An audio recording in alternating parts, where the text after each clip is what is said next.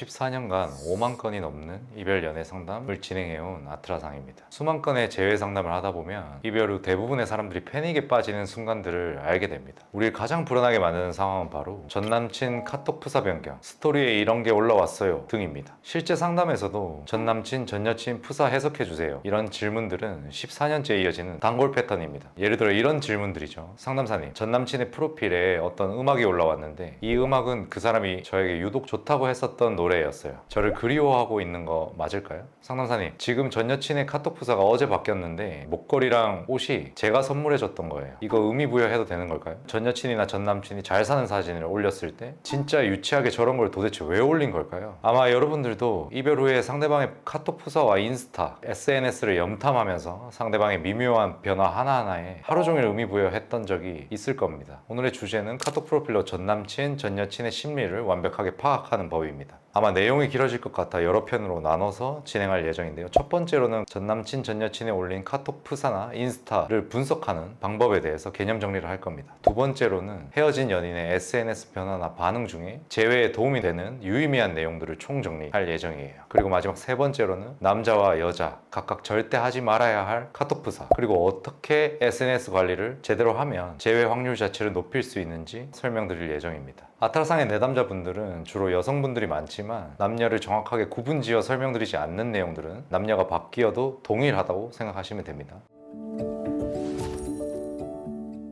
이별 후유증에 시달리고 있는 사람을 불안하게 만드는 전 남친, 전 여친 카톡 프사 변화에는 여러 가지가 있습니다. 정리를 하면 이런 것들이 있어요. 상대방이 잘 사는 사진을 업로드할 때, 그리고 헤어졌음에도 나랑 관련한 사진을 내리지 않을 때, 갑자기 나와 관련한 과거 사진을 새롭게 업로드할 때, 새로운 여자친구 혹은 썸녀와 커플 사진을 업로드할 때, 사진을 업로드하더니 어느 순간부터 SNS 활동, 카톡 프사 변화가 아예 없을 때, 이게 대표적인 경우의 수입니다. 이 작은 휴대폰 화면이 뭐라고 사소한 변화에도 머릿속은 시끄러워집니다. 상대가 나를 잊은 것인지, 나를 잊지 않았다는 신호를 보내는 건지, 나와 관련한 사진을 정리하려는 것인지 온갖 생각들을 하면서 말입니다. 오히려 재회 확률을 높이기에 가장 좋은 방법은 아예 헤어진 연인의 SNS를 염탐하지 않는 것입니다. 관심을 끄는 게 사실은 가장 이롭습니다. 하지만 대부분의 사람들이 헤어진 연인의 카톡 프사와 인스타에 휘청거리는 이유는 그 사진들이 상대방의 마음을 비추는 거울이라고 생각해서입니다. SNS가 상대의 상태, 상대의 심리를 있는 그대로 투명하게 대변하고 있을 거라 예상하는 겁니다. 그래서 전 남친이나 전 여친의 잘 사는 사진을 보면 나를 벌써 잊었나 패닉에 빠지게 됩니다. 하지만 떠올려 보세요. 우리는 SNS에 늘 있는 그대로의 속마음을 드러내지는 않습니다. 때로 우리는 실제보다 몸매가 훨씬 잘 나온 사진을 업로드하고 행복한 모습을 자랑하고 싶어서 사진을 업로드하기도 합니다. 있는 그대로의 상태가 아니라 남들에게 보이고 싶은 모습을 업로드할 수 있다는 겁니다. 헤어진 연인의 카톡 프사 역시 마찬가지 이치입니다. 상대방의 속마음을 비춰주는 거울이 아니라 오히려 속마음을 숨기는 가면일 수가 있습니다. 굳이 분석을 하자면 전 남친, 전 여친의 잘 사는 사진을 보면서 우리가 정확하게 추측할 수 있는 속내는 아래의 경우의 수 3가지 중 하나인 것입니다. 정말 잘 지내고 있음, 잘 지내는 것처럼 보이고 싶음, 늘 행복한 건 아니지만 잘 지내는 모습을 업로드하는 순간만큼은 실제로 잘 지냈음. 위 결론들을 보죠. 이게 재회에 도움이 될 만한 유의미한 정보일까요? 아닙니다.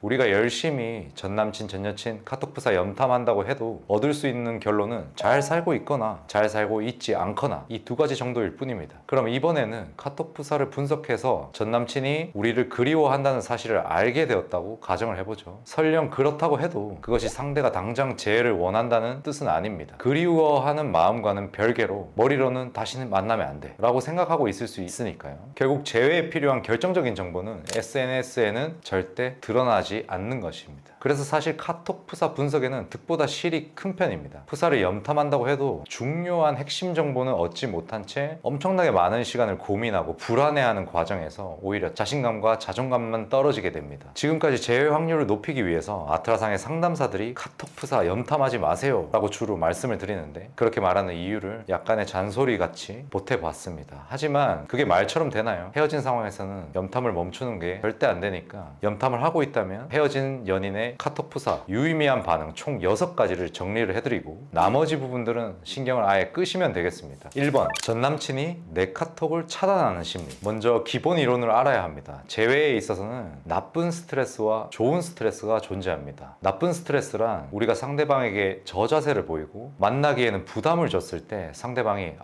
이 사람은 정말 부담스럽고 매력이 없다, 왜 이렇게 귀찮게 하지? 이런 식으로 생각을 할 때 받는 스트레스입니다. 간단하게 말하면 주변에 남자로 보이지 않는 남자가 여러분에게 끝없이 사귀자고 대시할 때 여러분들의 스트레스를 상상해 보시면 됩니다. 반대로 재회의 관점에선 좋은 스트레스는 뭘까요? 재회를 원하는 사람이 상대방을 바라볼 때 받는 스트레스와 같습니다. 가질 수 없는 것을 갖고 싶어 할 때 발생하는 스트레스, 사고 싶은 물건이 있는데 돈이 없어서 못 살 때 받는 스트레스와 유사합니다. 지금 여러분이 느끼고 있는 스트레스입니다. 여러분이 오랫동안 저자세를 보이고 헤어지고 끝없이 매달려 왔다면 상대방은 나쁜 스트레스 때문에 당신을 차단할 수 있습니다. 이는 상대방이 더 이상 나와는 어울리지 않는다, 내가 아깝다, 이렇게 생각할 정도로 여러분의 가치가 낮아졌음을 뜻합니다. 그러나 만약 여러분이 헤어질 때 붙잡지 않았거나 지금 잘 사는 척을 해놨거나 상대방에게 악담을 퍼붓고 헤어지거나 실제 상담에서 고프레임 진단, 상담사가 직접 땡땡님 프레임 높으시네요, 이런 진단들을 받았는데도 상대가 여러분의 카톡을 차단해버리는 경우가 있습니다. 이는 여러분의 근황을 실제로 확인하면 상대방 입장에서 마음이 너무 크게 흔들리고 신경이 너무나도 쓰이고 재회의 관점에서는 좋은 스트레스를 받기 때문에 애써 차단을 해서 치워두는 겁니다. 이러한 경우에는 너가 내 SNS를 염탐하면 후폭풍이 오긴 하는구나, 이렇게 해석하셔야 합니다. 이렇게 상대방이 좋은 스트레스를 받는 상황에서 차단됐다는 건 결국 시간이 흐르면서 차단이 풀리는 경우가 대부분입니다. 두 번째, 서로 간에 의미 있는 사진, 글귀 등을 올리는 경우. 종종 헤어지고 저희한테 상담을 받고 지침 같은 걸 전송하고 나면 상대방이 둘 사이에 의미 있는 사진을 올리거나 누가 봐도 여러분을 상징하는 문구를 써놓는 경우가 매우 많습니다. 이는 보고 싶은 마음과 여러분에게 연락을 했다가 까일까봐 두려운 마음이 함께 존재할 때 나오는 반응입니다. 쉽게 말해 너가 그립지만 까일까봐 무섭고 자존심상 도저히 그럴 수가 없어, 이걸 보고 그리워하는 내 마음을 알아봐 주길 하는 심리가 반영된 것이라고 생각하면 됩니다. 재회에 있어서 정말 좋은 반응 중에 하나입니다. 그렇다고 해서 이때 바로 연락을 해서는 안 됩니다. 왜냐하면 여러분이 상대방 SNS를 집중 관찰하고 초집중한 상태에서 소망적인 사고의 오류를 범하고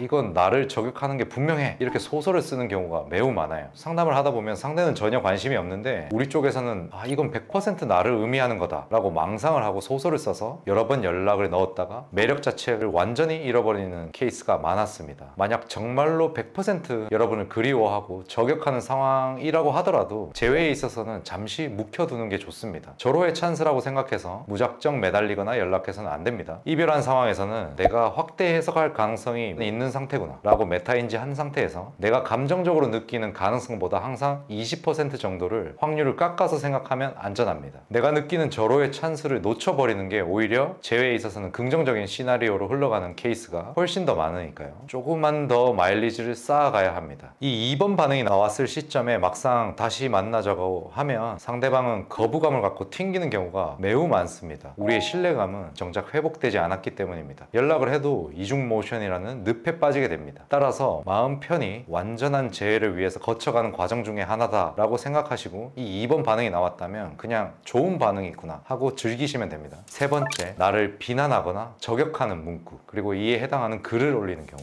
어떤 한 사람이 연인과 헤어지고 시간이 꽤 흘렀는데도 떠나간 상대방을 계속 욕하는 경우, 저는 그 사람이 거의 100% 전 연인에 대한 마음이 남아있다고 분석합니다. 그게 아니라면 완전히 끝나버린 사이에 화나거나 열받는 감정 자체도 없는 게 당연합니다. 쉽게 말해 여우가 신포도일 거야 하고 자신이 못 먹는 포도를 욕하는 심리와 같습니다. 여러분의 프레임이 높아 계속 여러분을 생각하다가 만났을 때 받았던 상처가 떠오르거나 실제 상담에서 지침 문자의 타격으로 인해 후유증이란 게 오게 됩니다. 이때마다 자신의 감정을 주체하지 못할 때 이런 저격 문구를 해오는 경우가 많습니다. 물론 이는 아직 정신적으로 성숙하지 못한 20대 초반 케이스에서 많이 등장하고 나이가 들어갈수록 어느 정도 사회적 시선에 대한 계산 능력이 좋아지기 때문에 이렇게 욕을 하거나 저격하는 것 자체가 없어 보인다는 걸 그들도 알고 있습니다. 대신 지인들로부터 그 사람이 이런 얘기를 했다더라 하는 식으로 욕이 들려올 겁니다. 그런 소식이 들려온다면 웃으시면 됩니다. 여러분을 그리워하는 마음이 아주 많이 남아있기 때문에 대화 중의 소재라도 여러분의 이야기가 등장하게 되는 겁니다. 네 번째, 왔다 갔다 하는 경우. 차단했다가 풀었다가 저격했다가 그 내용을 지웠다가 이런 경우입니다. 이런 네 번째 경우 역시 우리 쪽 프레임이 매우 높을 때 일어나는 현상입니다. 더 쉽게 말하면 우리가 먼저 잘 사는 척을 합니다. 상대가 자존심이 발동해서 차단을 해버립니다. 그리고 여러분이 다시 보고 싶어져요. 차단을 해놓으면 연락이 아예 닿지 않고 혹시라도 연락이 왔을 때 못 받을까봐 문득 두려워집니다. 이 두려움이 엄습했을 때 차단을 풀게 됩니다. 차단을 풀었는데 연락이 없으니까 다시 화가 납니다. 그래서 똑같은 과정을 반복하면서 또 빡쳐서 차단을 하게 됩니다. 이게 무한 반복되는 거죠. 이런 식으로 그 사람의 심리가 움직이는 것입니다. 이 역시 재회의 관점에서는 매우 좋은 반응이라 생각하시면 됩니다. 그만큼 상대가 여러분 때문에 감정에 휘청거리고 심리적으로 불안정하다는 뜻이기 때문입니다. 다섯 번째, 반응 이론입니다. 상대방이 나의 SNS에 극도로 즉각적인 반응을 보이는 경우가 있습니다. 우리 쪽에서 잘 사는 모습을 연출하면 바로 그날 본인도 더 잘 사는 척을 하거나 며칠 뒤 바로 이성이 생긴 척 하기, 갑자기 카톡 부사를 모두 내려버리기, 이런 행동을 하는 경우입니다. 이때 실제 상담을 받아보신 내담자분들은 상대가 프로필 변화하는 것에 굉장한 스트레스를 받게 되는데 상대방도 우리 프로필을 보고 똑같은 감정을 느껴서 이런 행동을 하는 것이라고 해석하셔야 됩니다. 쉽게 말해 여러분에 대해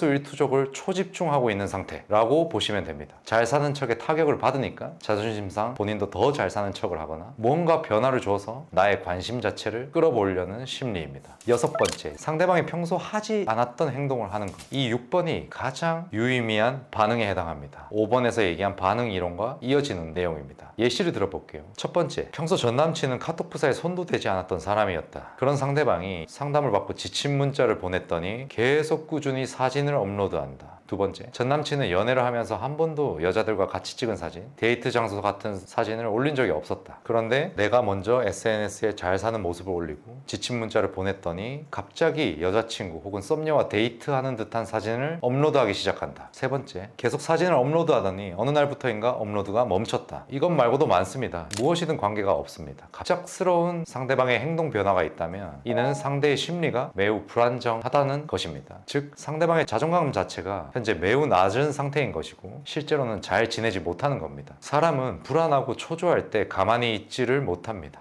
우리도 마찬가지입니다. 자존감이 바닥에 떨어졌을 때 친구들에게 괜히 연락을 하고 상담을 받을까 말까 계속 고민하게 되고 상대방을 염탐하고 수없이 많은 칼럼을 읽으면서 불안한 마음을 누르려고 하는 것과 같습니다. 가만히 있으면 우울하고 불안한 생각에 잠식될까 두려운 겁니다. 이는 상대방 역시 마찬가지입니다. 상대방이 평소 하지 않았던 카톡 푸사 관리까지 시작했다면 마음이 평범한 상태가 절대 아닌 겁니다. 그런 불안한 상태가 SNS의 간접적인 방식으로 드러나는 것이죠. 물론 모든 사람들이 불안할 때 SNS에 변화를 주는 건 아닙니다. 하지만 불안할 때 하는 행동 중 하나가 SNS를 적극적으로 하는 것일 수 있다는 겁니다. SNS를 통해 확인하는 것 말고는 다른 어떤 행동을 하고 다니는지는 100%는 알 수 없겠죠. 그래서 우리가 분석할 수 있는 SNS 유의미한 반응들에만 집중을 하는 겁니다. 실제 상담을 할 때 이런 메일들이 저에게 옵니다. 저랑은 데이트 장소 사진도 올리지 않던 전 남친이 지침을 보낸 뒤부터 썸녀와 데이트 갈 때마다 사진을 업로드해요. 저를 잊고 마음이 편해졌나요? 그 여자가 대체자면 어떡해요? 이런 질문을 받으면 상담사도 지침이 잘 통했구나 하면서 속으로는 웃습니다. 내담자의 행동 변화와 프로필 관리, 지침 문자의 타격을 제대로 받고 마음이 요동치는 것을 실제로 확인한 것이니까요. 잘 지내는 것처럼 보였던 상대방은 사실 이별 후유증에서 벗어나기 위해서 발버둥 치고 있는 겁니다. 또 여러분에게 너만 잘 사냐? 나도 잘 살아 하는 소심한 복수를 하고 있는 중입니다. 친구들과 즐겁게 술을 마시고 노는 것처럼 보였지만 술자리가 끝난 뒤에는 여러분을 그리워하며 혼자 울고 있을지도 모르고요. 생전 카톡 푸사에 손도 대지 않던 전 남친이 새로운 썸녀와 데이트하는 것 같은 사진을 마치 과시하듯이 올리고 있나요? 갑자기 잘 지내는 모습을 보여주면서 인스타 팔로잉 자체를 늘려나가고 있나요? 그러면 웃으시면 됩니다. 평소의 행동 패턴이 무너질 만큼 상대가 불안하고 심리적으로 힘든 것입니다. 자, 그럼 지금까지는 상대방의 카톡 프로필 변화를 어떻게 해석할 건가? 이 해석 방법에 대해 알아봤는데요. 그럼 우리는 카톡 푸사와 SNS를 어떻게 관리하고 연출을 해야 상대방이 더 강하게 재회를 원하는 마음을 이끌어낼 수 있을까요? 이 방법론에 대해서는 2편 영상에서 다룰 예정입니다. 2편의 카톡 시리즈 영상을 본다면 앞으로 더 이상 카톡 푸사 어떻게 관리할 건가, 헤어진 상황에서 어떤 전략을 써야 하냐, 이런 거에 대한 고민할 이유가 없어질 겁니다. 상대방의 심리도 정확히 파악이 될 거고 여러분도 어떻게 관리해야 되는지 깨달았을 거라 믿습니다. 그럼 궁금한 점이 또 생기죠. 인스타 관리는 어떻게 해야 될까? 아마도 많은 분들이 상대방과 헤어지고 실수로 염탐하거나 당황한 적이 있을 겁니다. 혹은 전 남친 전 여친과 썸 타는 사람이 태그가 된다거나 하거나 하면 멘탈이 나가버린 경험도 있을 겁니다. 이런 것들에 대해서도 다음 영상에서 완벽한 대처법들을 알려드릴게요. 고정 댓글을 꼭 확인해 보시고 관련 칼럼들을 미리 읽어보시길 바랍니다. 댓글로 여러분들의 SNS, 카톡프사에 관련된 경험담과 궁금한 점을 남겨주셔도 데이터베이스를 연구하는 데 도움이 되겠네요. 제가 시간이 허락할 때마다 답장도 남겨드리겠습니다. 오늘 영상을 통해서 여러분의 제외 확률이 3배는 올라가게 될 것입니다. 감사합니다. 아트라상이었습니다.